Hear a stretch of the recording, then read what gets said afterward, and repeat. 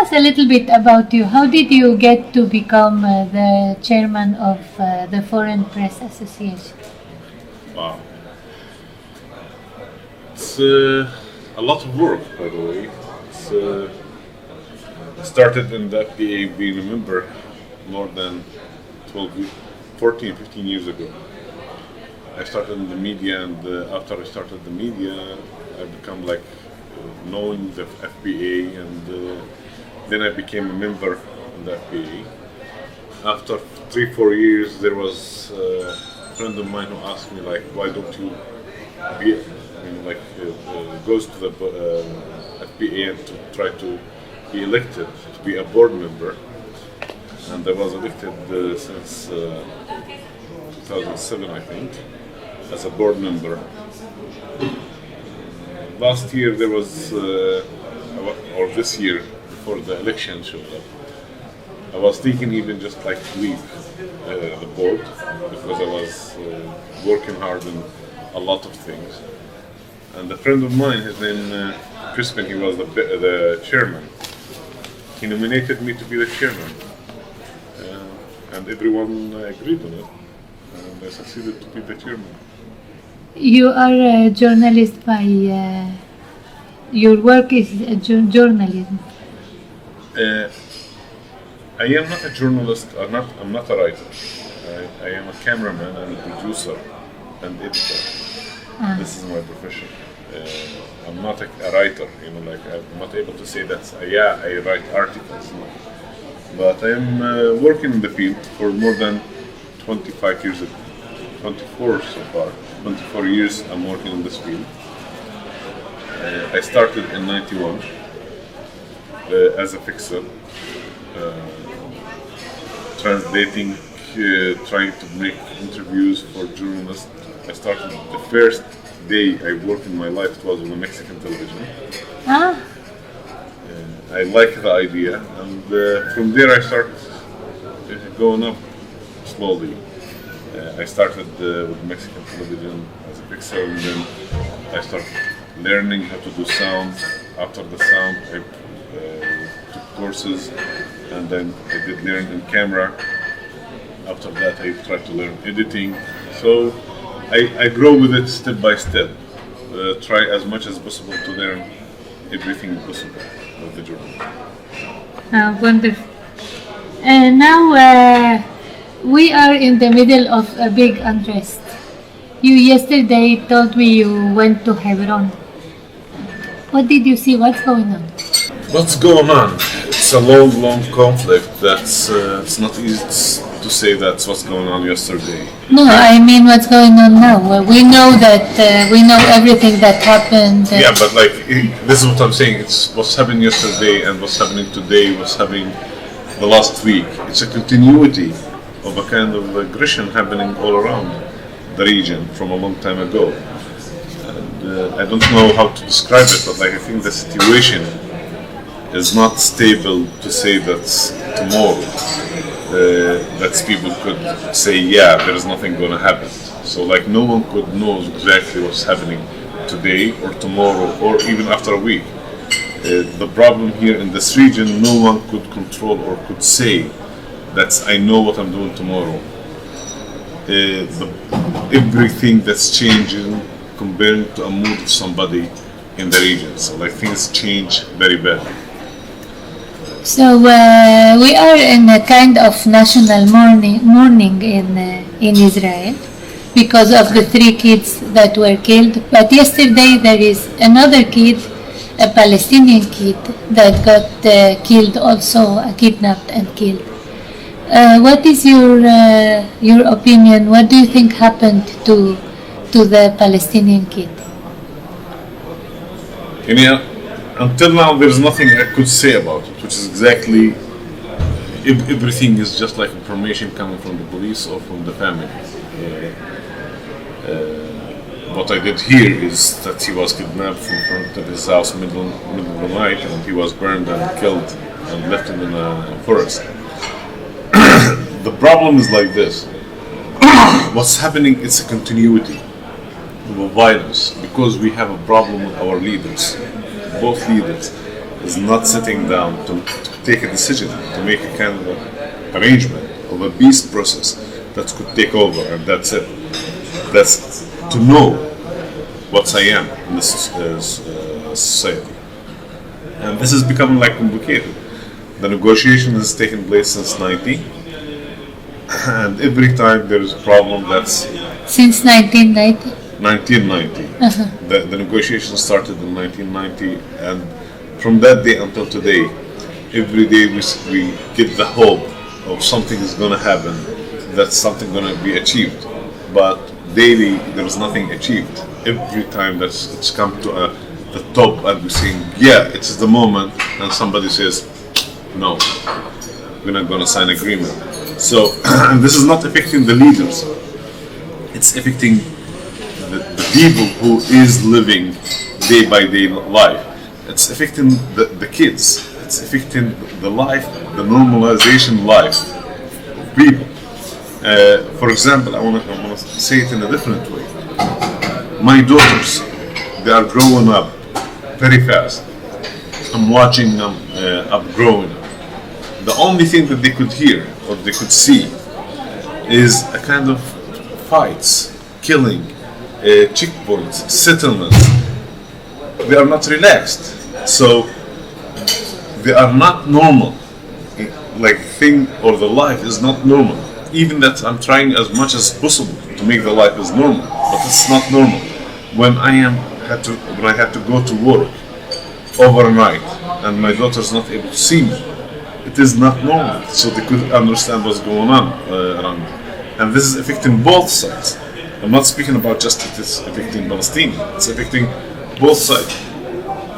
2 days ago, there was a funeral of 3 kids, Israeli kids who were killed, which is bad. But the second day, there was a Palestinian kid, which is very bad. During the whole operation, we're speaking about 6 Palestinian kids who were killed. It's a continuity of blood. It's not creating a kind of atmosphere for people to live with each other. It's creating more hatreds, creating more anger in both sides. And the problem, if you want to think about the future, where's the future going to be? But now there is a unity government with Hamas. And how can the Palestinian Authority have a unity government with someone who does not recognize even the state of Israel, and they want to finish it? They want to kill everybody, and they want to destroy it. I will go back a little bit to the past. I'm here speaking as a Palestinian who lived all my life under occupation. I born in 1970. The first thing that I know in my life was occupation. So I will go from that. Palestinians did suffer from Israel's occupation, from different kind of leaders. All the time that a leader comes in or goes out, the whole world asks the Palestinian to give him a chance. Like when Sharon was elected, and everyone knows the history of Sharon, how he was great for the Israelis, he was bad for the Palestinians. Like I could understand the mentality of the Israelis, and I could understand the mentality of the Palestinians. He was great for the Israelis, he's done a lot for the Israelis, but he was really bad for the Palestinian the way that he done, or what he done to the Palestinian in all different years. When he was elected, the whole world asked the Palestinian to give him a chance, and even from my perspective as a Palestinian, it was an internal decision for the Israelis to choose Ariel Sharon as the Prime Minister. It wasn't a choice for Samer or for a Palestinian to choose him as a Prime Minister. So anything internal, it is personal decision for the country or for the people who's living there. It's not a choice to say, hey, no, you are not allowed to elect this or to elect that. You are not allowed to have unity with this or with that. And even if I look now even to the Israeli government itself now, there is a lot of groups or parties inside the Israeli government who doesn't even think that Palestinian existed. Yes, but Why I why? have to deal with them in the time they are not able to deal with Palestinian. And here what I will say. I'm not a politician. I'm not a leader in the Palestinian society to say that I'm a politician leader. That's, yes, I could, you guys go there, you stay there. But in the end of the day, we are Palestinians. Okay? And the unity between Gaza and the West Bank, it's something we want. And the major issue is how, like, if we want to go to the peace process, should we do peace with the West Bank and leave Gaza, or should either of this will make peace with all the Palestinians or not? And the major issue, even for me, I don't know how peace could be between friends. Peace should be between enemies. Even that's Hamas, considered an enemy. Okay, but still, I'm not able to make peace with somebody that's I'm able to sit with you. Like, for example, we are sitting with each other now. You called me, I called you, we laughed at each other, we have jokes. So there's a way of living to each other. There's no huge discussion between me and you to make peace between me and you. But if I want to kill you or you want to kill me, this is the situation. This is where the negotiation should come. You know, where should the steps comes out for creating a kind of a line or a kind of a way between me and you to live to each other with each other. Like if we were to make peace, you and me now, what would you ask me to do? If I was the Israelis and you were the Palestinian people? The only thing that I'm looking for is my rights. I'm not looking for anything else. I just want to be a human being existed, known, knowledge by the whole world as a human being, treated as a human being, not to be a kind of something treated in a different way. For example, when I came in today to you, I have to pass checkpoint. I'm not able to drive my car here. I'm not able to live normally. If I want to do anything, it's not normal for me. So, But you don't think it's because of the terrorism? which kind of terms? Like, I don't want to go deeply in these things. It's not my side, but like, each one have his own way of thinking about different things. Like, you call it terrorism, somebody call it resistance, somebody call it freedom fighters. So there is a lot of ways to call it, and I don't think that's, if you are living under occupation, you don't have the right to fight your occupier. And I think the Jewish community itself did fight inside Europe for their existence. What's happened to the Jewish in the Europe, it was terrible. You know, like, no one could have a brain, or he's a human, could understand what's, you know, like, or could imagine that what's happened to the Jewish there is like something acceptable. It was a nightmare, even for the humanitarian side. So the Jews tried to fight, to create a kind of way for their way to live, for their existence. But you are not fighting for your existence. No one wants to kill you all. You are some people that are in your land. Where's my land? The question is, where's my land? Can I ask a question? How do you expect to make peace if you elect a party that it's known for the whole world to be a terrorist group? So you can call it freedom fighters, but if they fight with guns and with bombs, then there are no freedom fighters. And why there isn't so if you recognize a state, you would have like an independent way of looking at things. I don't know. I as Mexican Jew, I think it would be easier. Maybe I don't know. No, I want to tell you something totally different here. Like, I just want to drop these things on the side. Okay. The rules all around the world doesn't represent the reality of anything that's happening. Doesn't represent. I don't know, like, if somebody will tell me that Qaeda is a terrorist organization, I would say yes, it is a terrorist organization. I agree with that. Who? Qaeda. Al-Qaeda. This is the point where I could go with where is terrorists, where is not terrorists. And it's not my, let's say, judgment to say this is terrorist, this is not, this is yes, this is no. And I will look at something else even, like what you will consider the settlements that's in the top of my land.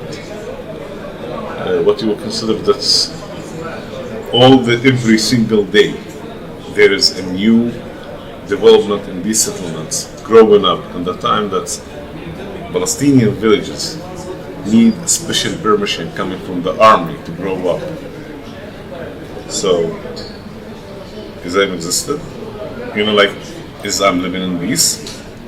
Is if the situation that's I'm living in peace, that's I'm just sitting here relaxing, that's me, or consider that's I'm living, wow, it's great. But sometimes that's living is not something that's easy to speak about it. You have to live it day by day. You have to find it every single day. You have to be part of the world in another way. Like it's. I don't know how to say it, but like, sorry for my English. My English is not that great. It's amazing. But like, I am a Palestinian who's living here. I told you, like, I'm living under occupation for more than 44 years since I born. My daughter just like they came to life. It was hoping that they could live different life than mine. It's not easy. I'm not seeing it. Like, I'm not seeing it with all this kind of aggression, all this kind of tense inside the societies. And I'm not speaking about only the Palestinians. I'm speaking even about the Israelis. Things is happening daily, either from this side or from that side, either from this part or from that part. And it's not coming to an end. When the negotiations started, when the peace process started in Madrid, with all these kinds of things, we hoped it's becoming an end. That we are living with each other. And when I'm telling you this, I'm not telling you this that's far away from the other side. I have friends who's Jewish. They come to my house. We eat with each other. I go to their places. I go to their parties. They come to my party. We live with each other. So I know that there's a huge possibility for us to live with each other. Like, there's nothing different between us except what's going on and making it very complicated. So, yeah, it's not easy. And I don't know how to think about the different issues or how to live in a different way. The only thing that I'm dreaming of to live my life, which is very short life, normal, without thinking about occupation, settlements. Is there's going to be a suicide bomb here in Israel, killing teenagers, and there will be a revenge coming from settlers to kill teenagers, or the army shooting teenagers, and the killing will keep continuing. I just want to take it out of my head. I just want to start thinking, today is a very warm day. I just want to go to the beach. I want to swim. Oh, it's really nice. What about to have a nice trip somewhere to Europe?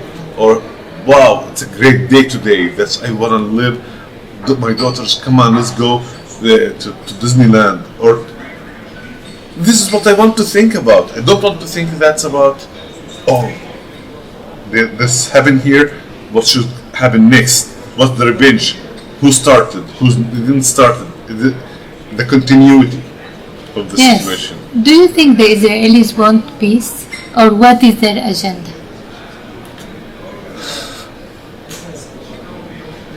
Like, Because you are a journalist, you have another vision.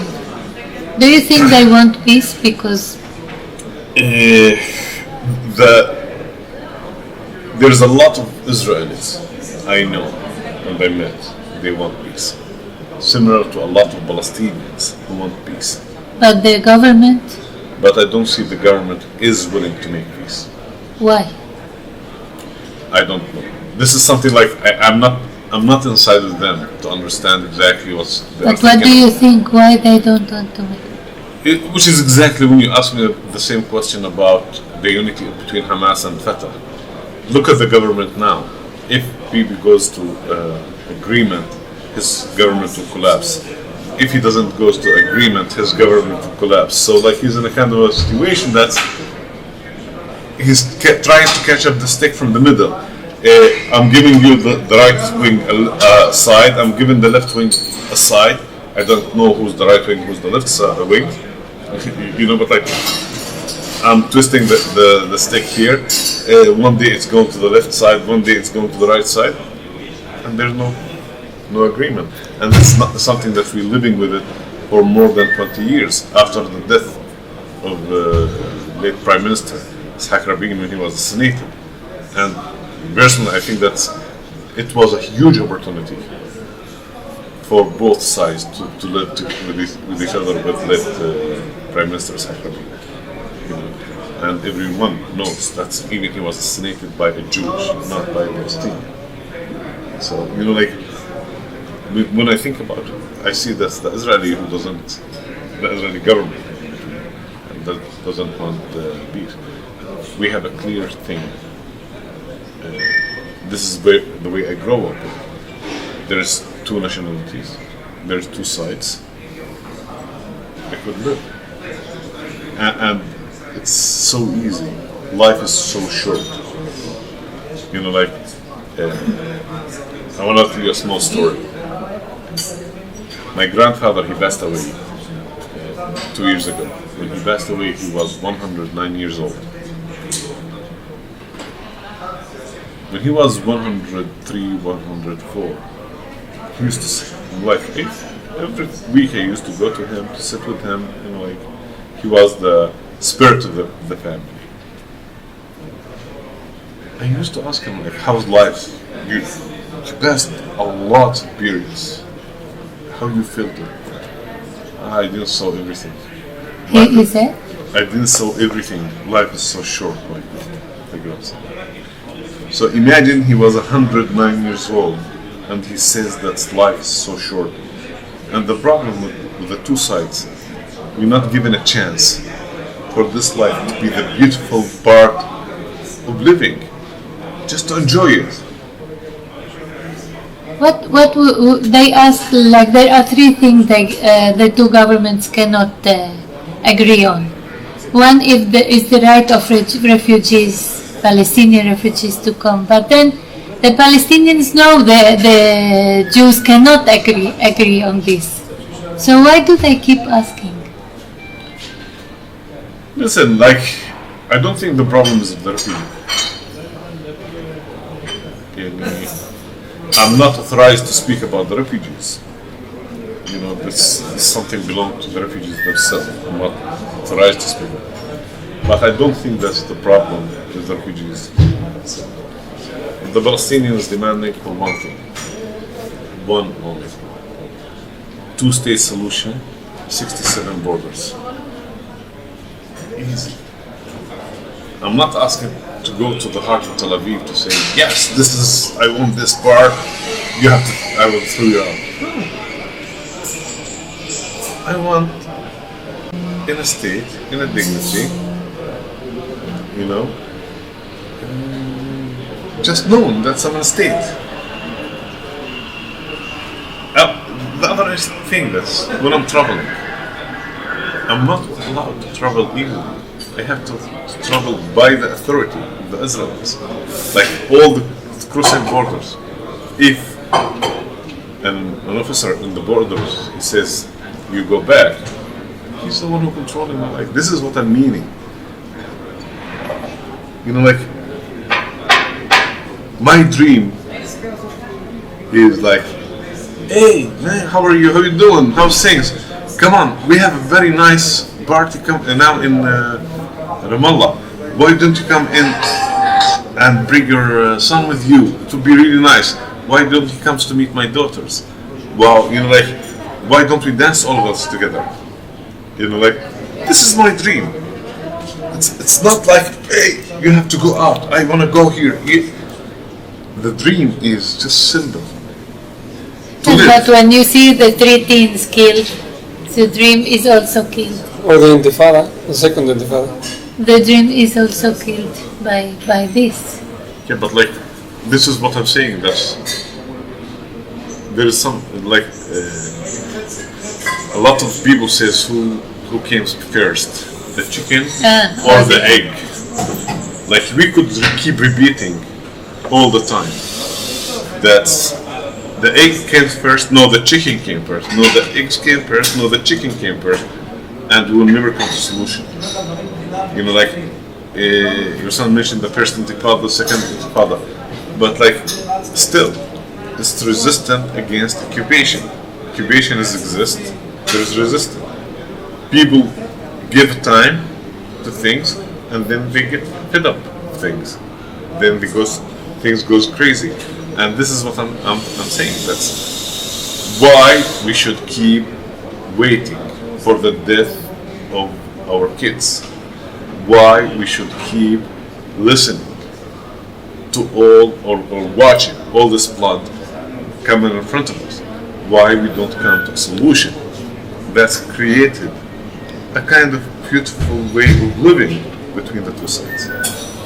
Now Lieberman said, let's take back Gaza. What do you think of Lieberman? I don't know. You asked me about Hamas. I want to ask you about Lieberman. Like, you tell me what's the difference, and the problem is the foreign minister. So this is the point. Like, you are not able to come to say that yes, everyone in the country is great. Everyone I could live with. Like even for you as a Jew. It's sometimes hard for you to live with some Jews because of their opinions. It's against your opinions. It's against your way of living. Okay, for example, the way that you're dressing now. Imagine that you could go to Mia Sharim or Kikar Shabbat. What will happen to you? So, not all the society is the same, which is exactly what we say in Arabic. Not all of your fingers in your hand is similar, but there is a way of creating a kind of balance with these things. In the United States, for example, there is a lot of different cultures that's who's living in the United States, but they succeeded to find a way of living. So if you find a way of living, you're making a huge achievement. But what do you think about the settlements, the settlers? Like you asked me about Hamas, terrorist organization. About? Hamas is a terrorist organization. Yes. So I don't know if the settlers are terrorists or not. You think they are terrorists? I don't know, I'm asking you. Like they're existent there. The way they control the roads, the way everything is happening. So the settlement is something that's not acceptable to be in the West Bank. Just type that, I'm telling you. Like I'm not saying no, they are wow, great. No. I'm not seeing anything good from them. And I will go to something else. A friend of mine, he's a Jew. He was invited to my house. Invited him and his wife and his kids. He have a son and a daughter. They are from Canadian Jewish. He used to work here. We worked together. Invite him to my house. My mom, she cooked for them. Everything was excellent, beautiful. We enjoyed it. She was feeding the kids. Then he comes to me and he asks me, ask your mom that she like Jewish. So I asked my mom, I asked her, Mom, he's asking you, do you like Jewish? She says, no, Mom, I hate Jewish. I look at him and I translated to him. I told him, no, she hates Jewish. Jews. Jews. So after I translate that to him, he says, does she know that we are Jewish? I told him, Mom, do you know that they are Jewish? She says, no, they are not Jewish. I says, no, they are Jewish. They are not settlers, they are not army.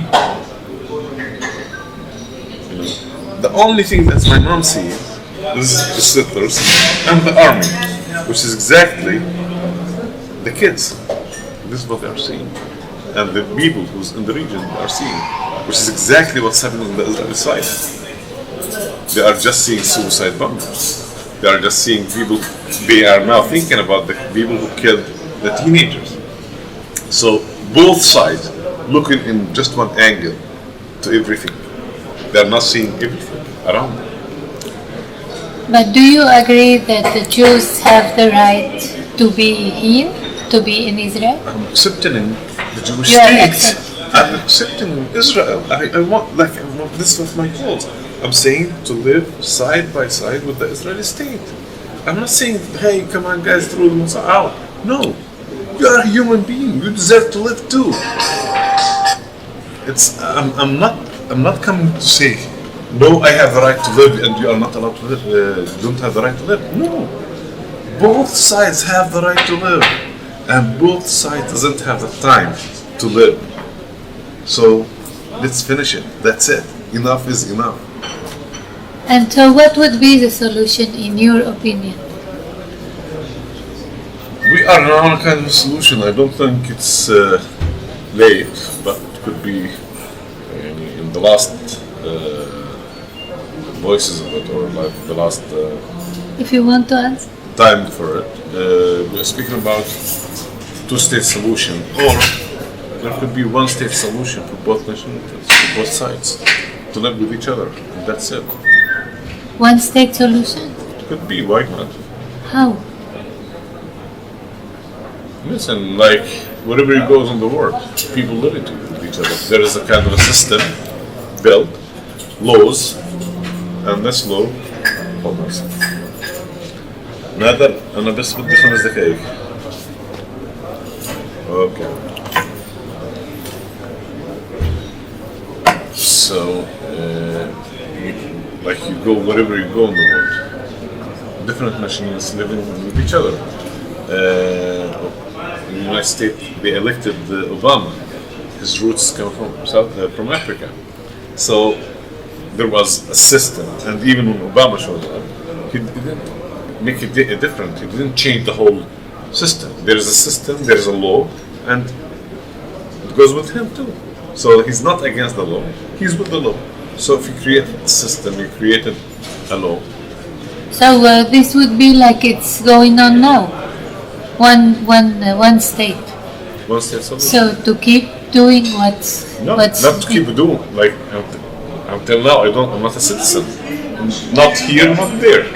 to be a citizen of Israel. Just to be equal with, like, if both sides is equal. This is something else. Because this is something Rivlin was. There's a lot of people who are speaking about it, and from my opinion, or like the way I'm seeing things, it should mean it's coming to be the only solution is coming. Or But you would accept to be under the Israeli rule as long as there's a law. as a citizen of Israel? As long as there's a law protecting me similar to the way that's protecting the Israelis. It's like an Arab citizen in Israel. Absolutely. So you would agree with that? I don't have any problem with that. If there is no other solution, like if the two-state solution is not acceptable or not easy, why not? Wonderful. And what do you think about what Abbas did What about? Which thing? in the peace process? The actuation of Abbas? I think he done a lot. He tried as much as possible to make peace. He's the one who signed Oslo agreement. So Oslo? he's the one who did sign Oslo. With Arafat? Arafat was standing there, but his signature he is is there with the bears. As a journalist, how is your work being inside the Palestinian Authority? Have you had any threats? I don't work only inside in the Palestinian churches. I work in Israel, Palestine, the Middle East, all around. I never have any problem in the Palestinian side. I did have a few problems with the Israeli side, and not because I am a Palestinian. And this is here just to be clear about it. Sometimes, most of the time, there is a lot of complicated situation for journalists from different kind of authorities, from the Israelis, and sometimes from the Palestinians. It's worse in Gaza, no? We did have troubles in Gaza, and it is like not acceptable to say the whole situation of different kind of moods, and all the times depend on the mood of security people in that area or what's ever happened. You are talking about the Palestinians in Gaza. I'm talking about all the journalists. But I'm talking about journalists that they have problems. like we are from the foreign press too. But if we go to Gaza, we know it will be forbidden to As a say journal- everything. Who says? Like, we never hide anything. Like, I do work with the Canadians, and we never hide anything. We just like do the story as we see it, as we film it, as the reality on it. And even my perspective and my way of working as a journalist, that's I don't care how hard the truth could be, in which side it's going to be, as long the evidence and the truth in front of me, I have to show it. It's not my decision to judge if this is correct or not. It's the audience decision to decide it. I'm not going to say there is nothing here, putting the camera to this side and everything is happening behind me. No, I will show everything and I have to speak about everything. This is journalism. You have to be professional in your work. If you are not professional, if you are not trying to show everything, you're not able to achieve anything. And the major issue with it, even for me as a Palestinian, showing anything that's the Palestinian doing wrong, it is creating a society, trying to rebuild the society. Because if I hide things, that's mean I am proving what they are doing. But it's not a problem for you being a Palestinian in the Palestinian Authority with this problem? Never. In Gaza? Or I never have these troubles. And all you don't have any censorship? no. And I won't allow it. If I do have censorship and things, I will fight it and I will speak about it loudly. You know, even that's sometimes like when I go to cover story, they prevent you from crossing to that area. But this is happening with all the authority in the world. You know, but like this is what our purpose and our main target as a journalist. Do this happen with Israel? A lot of times, like for different times that you want to go to cover a rally somewhere and the security will prevent you from going in or out, or they didn't allow you to go anywhere, so they keep you out from the action area. So it do happen. Now you are the guy who is known because you refused to strip for Netanyahu. Can you tell us about this? Not just for Netanyahu, you know, like I refuse to strip for anyone. You know, humiliating people is not the way to live or to deal with things or to be nice with them. But what happened this day? There was a press conference for Netanyahu and I was invited from the GBO to cover the story. And I am a board member for the FBA. So I went to cover it for CBC. And I saw all of my colleagues, my friends, that I do work with them for more than 20 years, Israel, who just goes in, check. So I went in. Of course, because I'm a Palestinian, they took me to a different security line. And they start checking all of my equipment, which is okay, I don't have any problem. There's the electronic gate, which is normal. I could understand it. I pass it. I didn't even, there's nothing in me, no metals in me. Nothing shows up, nothing rings, nothing making it. And then he goes, the guy that had, or one of the guys, security told me, like, will you go into this room? I went to that room. He says, will you take your pants down? I says, no. Like the machine doesn't show that I have anything. If the machine is a problem, this is your problem, it's not my problem. I'm not taking off. He says, but you're not allowed to go in. I says, I won't go in. So, yes, no, I told him I'm leaving. And then I just like went out, took my equipment and want to leave. There's a guy, I know him personally, David Baker from the Prime Minister office and the head of the GBO with the FBA board, the chairman of the FBA. All of them hear about it and all of them were running toward me. Sam, please stop. And Baker, David Baker, the Prime Minister office spokesperson, he comes to me. What's wrong? He says, listen, you want me to take my pants here, I will take it off. I don't have a problem. It's not the idea of taking my pants off, but the idea is like to humiliate me and to take me inside, just in the side of a room, to take it out. I go to the beach normally, but this is not the rules. This is not the way. I understand the security of the Prime Minister. I understand the reason of the security, but not in a humiliated way. I'm not going. He says, no, please wait a second, I will solve the problem. Netsan came in from the GBO. Everyone was like fighting with the security in and out of negotiation, and then they told me, okay, go ahead. And I say it, and I say it clearly, that I will never take up with this. Thank you very much. You're welcome.